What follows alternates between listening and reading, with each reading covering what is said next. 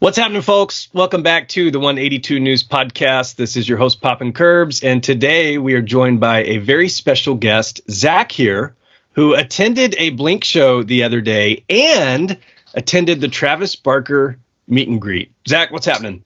What's up, man? Glad to be here.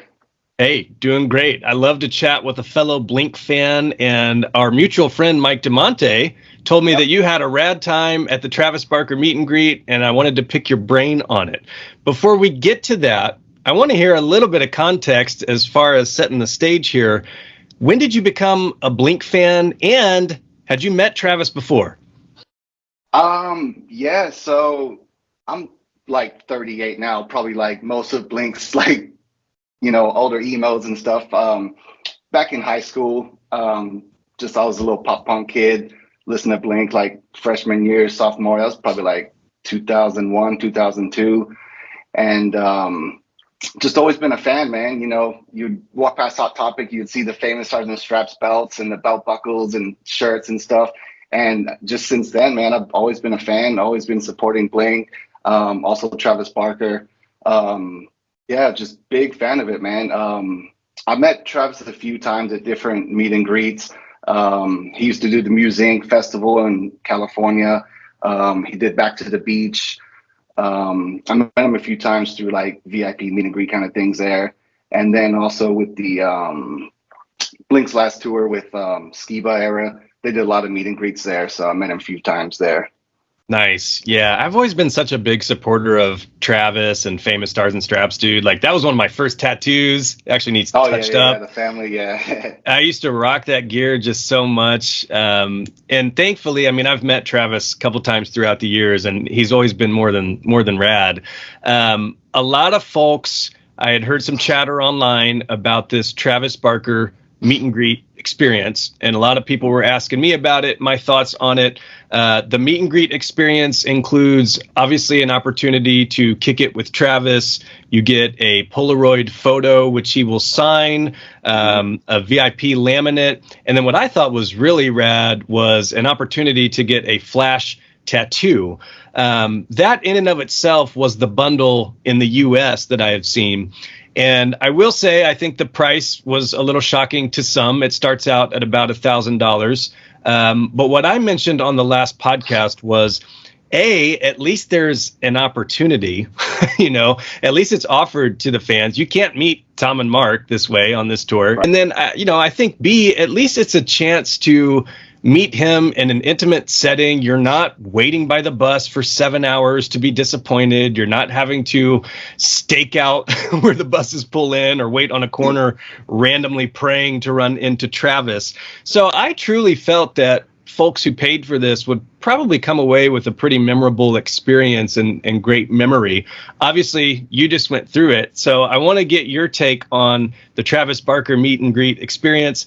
Talk to us about the day. To start with, what time did you have to be there? Okay, yeah. So like you said, it did cost $1,000, which is kind of pricey. But, I signed up for it and I got the email that said meet in between 3:45 and 5:30. And I was kind of thinking that's a pretty big window. So I got there pretty much like right at 3:45 and they let us in like almost immediately. And it was me and my girlfriend and two others. And they led us down to a little room and there was like some ping pong tables and games and all that stuff. And we pretty much just got started on the tattoo right away. Brent Van, he's the tattoo artist. He's been friends with Travis pretty much all his life. Yeah, dude. So originally Travis had posted 3 pages of flash on his Snapchat. And so I was assuming those were going to be the tattoos that we could choose from. But there was just 1 page of flash and it was all kind of specifically designed to Texas. And so I kind of asked, Brent about it. I'm like, hey, what happened to the other pages? And he's like, well, Travis kind of wanted more of like an intimate personal thing for each show. He wanted the tattoos to all kind of be different and represent the different cities. So he's like, so yeah, we're just kind of going with this 1 page of flash. But he was like, well, which one were you interested in? And I saw all the small things with the underwear. I just thought it was so funny. And so I was just like, I told him, I was looking at that one. He's like, let me see. He's like, okay, yeah, I still got the stencil from that. So, we can do that if you want. Like, hell yeah, man, let's do it. So then we got tattooed, and he was like, you are officially the first person to get tattooed of this tour, because the first two shows, there was issues with the insurance and paperwork and stuff. So unfortunately, Orlando and Miami, they didn't get to do the tattoos. But he said from here on out, everything should be smooth, and the tattoos are a go. Oh my gosh. Yeah, I saw there was a little bit of a hiccup on the first stops, but I did see that the tattoo artist said after the tour he will go back there and make things right. So I think that's really rad. Yeah, very cool. So you said there were 4 of you. Did everybody get tatted? So there was only 4 of us in the beginning, and then people slowly started coming into the room. So I think eventually it was 13 people total. Okay. I guess because the way that the email told us to check in, it just said check in from 3:45 to 5:30. So, some people were kind of coming as they please, like a little bit later to 5:30. So, like I said, we got into the room probably about 4:00. And then Travis actually came in a little after 5:00 maybe. And what I thought was cool, one of the tattoo offerings was Travis could actually sign you only on your arms or legs, but he could sign you, and then you could get it tattooed immediately after that. Oh, so, man, a lot of people ask for that, online, or I'll even see people tweeting him or posting like, can you please sign my sleeve or whatever? So, I mean, if you want that, there's a pretty good chance to get that done, obviously. Yeah. Yeah. So then it did run a little bit late. I also had the general admission VIP package. And so we didn't get out of the meet and greet till about 6:10-ish maybe. And by that time, they'd already opened doors. And so we kind of missed the early entry to kind of get our chance to get on the barricade.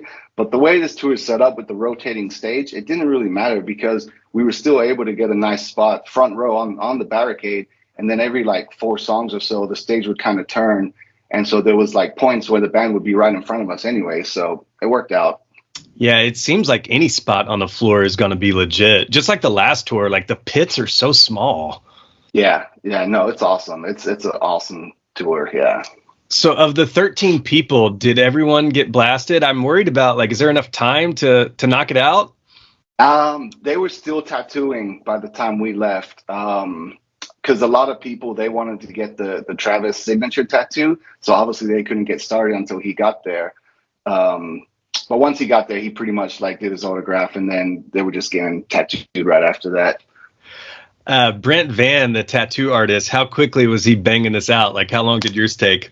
They're pretty quick, man. Like with setup and then do the tattoo, probably 15 minutes. Oh my gosh. Yeah, that's pretty quick. I mean, it's a flash tattoo, but to me, like that raises the value significantly when you're talking about, the price point of the package to be able to get a tattoo. And again, man, like the older I get, it's the experiences. Like it doesn't matter. You're not going to remember in 10 years how much you spent. Maybe you won't, but you'll definitely remember that day and that tattoo and meeting Travis, and you'll look back at that Polaroid and smile and remember and cherish that day. And it's priceless. Yeah. I mean, how many people can say they got a Blink-182 tattoo at a Blink-182 show? Like to me, that's just well worth it for sure. Was Travis, so he was in there watching people get tatted, just kicking it? Yeah. So he was just chilling, man. He was talking to people one-on-one, and he took the pictures, and then as he's signing them, people are just asking him questions, and he's more than happy to answer. So the GOAT walks in. Were people freaking out, or did you play it pretty cool? Dude, like I had to pee so bad right before he got there, and so I was like, hey, can I quickly run to the bathroom? And they're like, yeah, quick, because Travis is about to be here. So like I quickly went, and then as I'm coming back, I can see him walking into the door, and I quickly like run up, and like the door is literally shutting, and I grab it, like quickly like run in there. And so he's just in there, he's giving knuckles to everybody, saying what's up. You could tell people were a little bit like nervous and stuff around him, but he's super chill. He's real cool, man. Yeah. Would you say like he spent a pretty good amount of time with everybody as far as like one-on-one in the group? Yeah, for sure. You could tell some people were nervous. They would just kind of like say, hey, what's up? And then I think Travis is kind of a shy kind of guy himself. So as long as you kind of engage the conversation with him, he'll keep on talking to you. Yeah.